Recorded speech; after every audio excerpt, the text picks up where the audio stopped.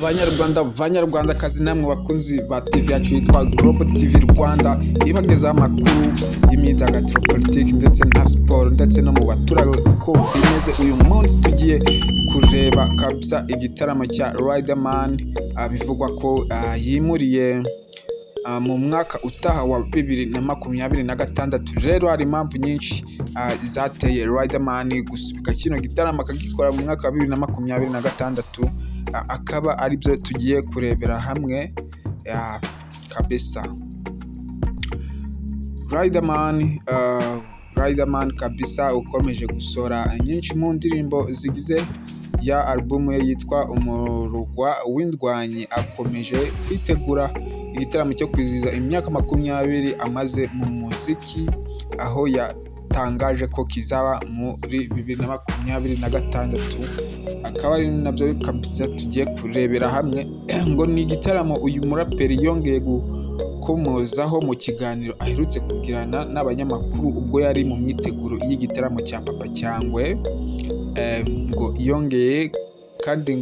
yongeye gushimangira iby'iki gitaramo ku wa 20 Ugushyingo 2025, ubwo yari yitabiriye igitaramo cyo kongera gufungura akabyiniro kitwa Bahouse VIP gaherereye ari hirya kabisa i Nyamirambo, kari kamaze iminsi mu mavugururwa.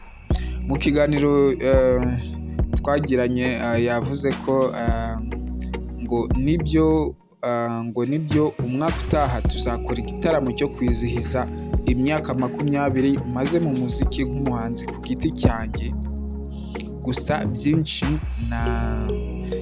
ni amakuru menshi kuri byo muzayamenya mu minsi iri imbere. Murumva ko kabisa amakuru ajyanye n'icyo gitaramo kabisa tuzamenya mu gihe kiri imbere. Niyo mpamvu nkomeza kukubwira ngo ukomeze ukore subscribe kuri TV yacu kugira ngo kabisa iby'icyo gitaramo cyangwa se n'andi makuru yose ujye uyabona 5 kuri 5. Akaba ari igitaramo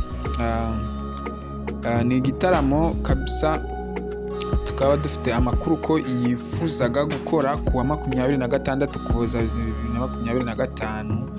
Icyakora kiza gusubikwa ku mpamvu zo kugira ngo arusheho kwitegura neza, ariko nanone ntikigongane n'icyumba cya rap gihuza abaraperi banyuranye nacyo cyashyizwe kuri uwo munsi. Urumva ntabwo yakora igitaramo kandi n'iki gitaramo nacyo aba kabisa naho aba arimo, ubwo ntabwo byakunda. Niyo mpamvu yavuze ati reka nyimure mu mwaka utaha. Twikomereje rero n'inkuru yacu kabisa ngo nyuma yo kuganira n'itsinda ryabo bakorana, Riderman yafashe icyemezo cyo kukimurira umwaka utaha wa 2025, nubwo ku rundi ruhande hari ibiganiro by'uko byazaba uruhererekane rw'ibitaramo bizenguruka igihugu, nubwo bitarafatwaho umwanzuro kabisa. No muri hano kabisa hakaba hari haratumiwemo nka Makanyaga Abdul, nawe yari yatumiwe muri iki gitaramo cyabereye i Nyamirambo, na Anita Pendo kabisa, ari wa mugore kabisa ukunda ibintu byo kuvangavanga imiziki kandi uretse no kuvangavanga imiziki. Anita Pendo yari umushyushyarugamba muri iki gitaramo cyabaye i Nyamirambo. Riderman kabisa yemeje ko ibi bitaramo bizaba umwaka utaha, ngo aracyari mu myiteguro yo kwizihiza imyaka 20 amaze mu muziki kabisa. Akaba ariyo mpamvu yasubitse iki gitaramo cyari kuzaba muri uyu mwaka, akaba yakimuriye mu mwaka ukurikira wa 2025. Nyamirambo kabisa bakaba bamweretse urukundo rwinshi bamufitiye, baza kumufana ndetse bafatanya n'ibindi bikorwa byo gufungura Bahouse VIP, ni akabyiniro kabisa gashya ko gufunga. Sasa rero kabisa nambibutsa mwari kumwe na Adolphe Muhire, mukomeze mukore subscribe kugira ngo mukomeze mudushyigikire mubone amakuru agezweho ari updates.